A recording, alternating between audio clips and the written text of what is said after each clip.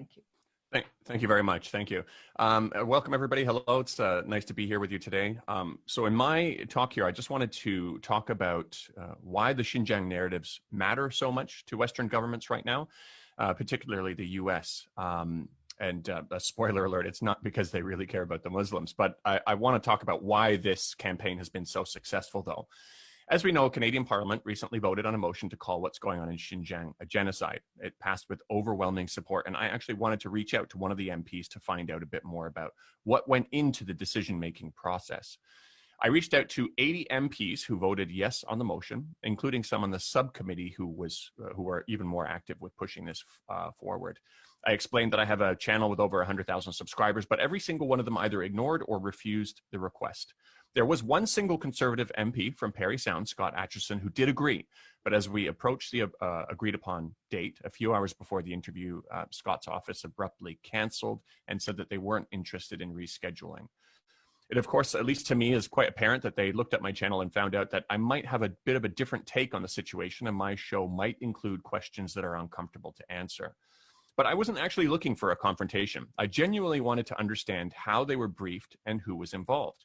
I actually empathize with their desire to vote yes and don't really hold it against them personally. This is even despite the fact they are confident enough to use such a strong term to describe the situation in Xinjiang and prop up the idea of even boycotting the Beijing Olympics, yet seem to lack the confidence to engage with potentially difficult questions.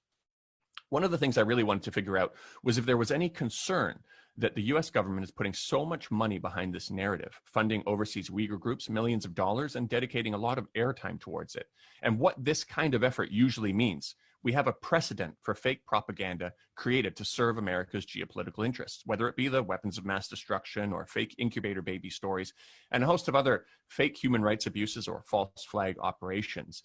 And they have very good reason to want to disrupt China and its relationships. China's economy is now set to overtake America's sooner than expected.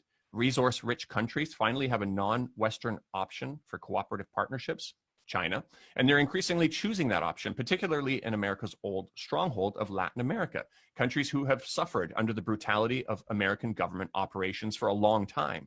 Chinese telecommunication companies are offering new non-American options, which are, of course, being slandered as having back doors, according to the accusations of a country that has constantly wiretapped the phones of even allied countries. And there's an increasing risk that the renminbi will challenge the US dollar's global hegemony. We can see that with the potential of the digital renminbi and many other international settlements now being done in renminbi, effectively circumventing American sanctions, which are designed to strangle governments and kill its people. Add the context of Xinjiang being the site of Asia's largest oil deposits and the fact that it's a key doorway to China's Belt and Road Initiative, and that it suffered from pre-existing Islamic terrorism problems, the question suddenly becomes, how could you possibly not expect America to take a special interest in Xinjiang? And not because of human rights, knowing full well America's history. From what I've found about the initiative in Canada so far on my own, and with the help of a group called the Canada Files, there wasn't any meaningful pushback on the narrative or concern about being used for America's geopolitical interests. On the contrary, one of the main contributors was from the Uyghur Rights Advocacy Project, a Canadian NGO set up with funds from the NED, National Endowment for Democracy, or an organization who Max Blumenthal had pointed out that had its president say that what the CIA used to do covertly, they now do through the NED. This is basically a front to overthrow and destabilize governments, and it has nothing to do with democracy. They'll be just fine with overthrowing a democratically elected leader with a dictator if it serves America's geopolitical and corporate interests well enough. Going back to the Canadian vote, with all of this in mind, why would I empathize with the MPs who voted yes on this motion? Aside from a very careful weaponization of compassion, the personal and professional consequences of voting yes on this genocide motion and later finding out it was just another giant propaganda campaign are far less than the consequences of voting no and finding out later a genocide was really going on. So in the absence of enough information, it's clear how they'd vote and the importance of having their voter base, who have been propagandized into a strong position on the topic, must see that their elected MP voted the correct way.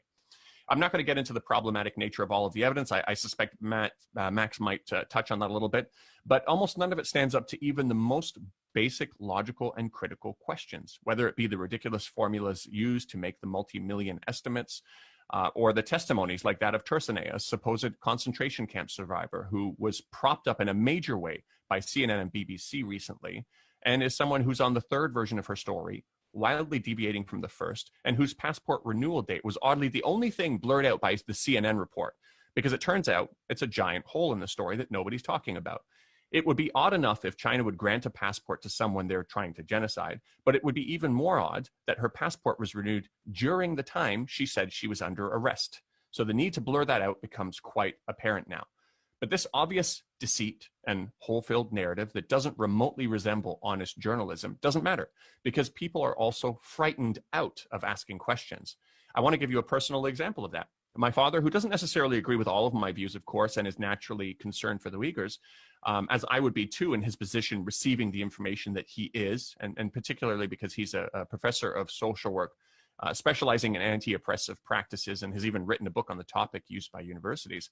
He actually does empathize with my point that anytime America says they want to liberate a people's suspicion, at least in regard to the true intentions, is probably a healthy thing to have. In an academic theology form he contributes towards, he asked the question whether we should be concerned about the intentions behind the narrative and if it really is in the best interests of the Uyghur population, or it's being used to satisfy some sort of a Western imperialistic agenda. His question was, how do we support the Uyghurs and how do we help them without being used as a tool? With this mild statement in mind, my father was labeled a genocide denier. Not even in a theology form full of academics was he allowed to ask a question or to even question the intentions, even as a person who is concerned about what might be happening in Xinjiang. Now, take that one step further. Imagine someone who actually is skeptical of the whole narrative and are seeing these massive red flags. There's no room for them in society to talk about it. Consent is being manufactured, scaring people into a specific narrative. Not only did we not learn about the risks of fake weapons of mass destruction like stories being accepted by the masses, but we didn't learn from the problematic phrase used by George Bush during that time. You're either with us or you're against us. There's no room to question the narrative. You can't stand in the middle while trying to figure things out. Instead, now, we're expected to believe that a population in China that has been growing faster than the majority Han Chinese, in part because they weren't subject to the one-child policy, where they have 20,000 mosques built for them, where their script is written on all the national currency, something we don't even do for our indigenous populations in Canada, where the biggest star in China is a Uyghur woman who was recently signed on by LV as their brand ambassador, where Uyghur kids can get into top universities easier than Han Chinese and have specific halal foods prepared for them in the canteen and prayer areas on campus. We're expected to believe that this population is being eradicated. It's a ridiculous statement, whether it be in a literal sense or even a cultural sense. I think it's safe to say, from historical precedents, the fact that America recently pardoned a convicted soldier who shot a 14-year-old boy through the head in Iraq, along with a number of other unarmed civilians, which barely made a blip in the news. The fact that, and this person was recently pardoned and released from his life sentence.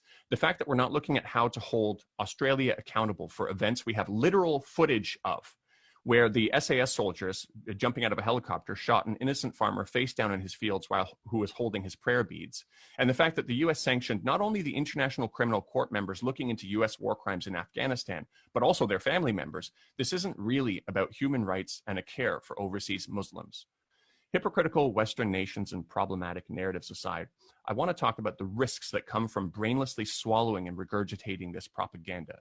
62% of Canadians now support a more hardline approach towards China. Americans have also been convinced that they need to be more aggressive with China. Consent has been manufactured for American warships to travel closer and closer to China's shores and to begin promoting a $27 billion plan, which is in an idea phase, to install a chain of missiles just outside of China's 9-dash line. That's a pretty interesting one also, because one of the biggest producers of anti-China propaganda was ASPI, a think tank funded by weapons manufacturers like Lockheed Martin, Raytheon, Boeing, and more. They produce China threat stories, then they profit from China threat prevention. A bit of a conflict of interest, to say the least. So now I'll be living here in Shenzhen with my kids, potentially surrounded by American weapons of mass destruction. And you don't have to imagine too hard what would happen if Cuba hosted missiles from an American rival. With this kind of massaging of public opinion, when this kind of massaging of public opinion and consent happens, followed by actions like this, it's time for all of us to worry.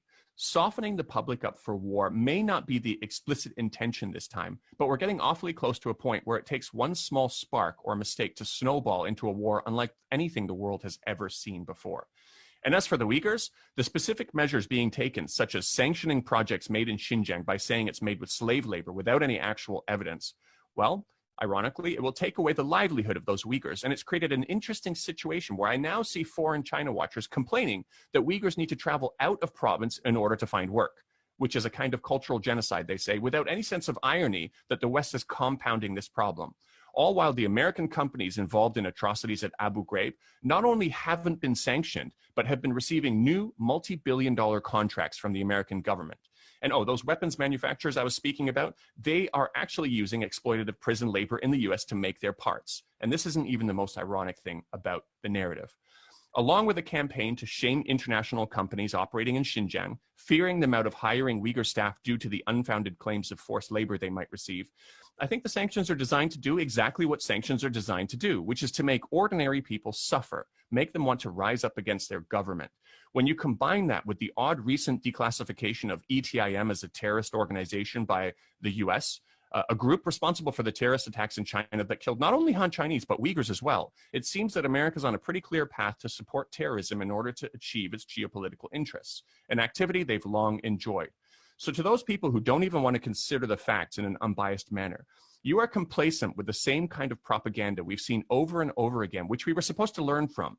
You are potentially complacent with one of the world's largest supporters of terrorism, the CIA, and you're also complacent with helping line the pockets of the military-industrial complex.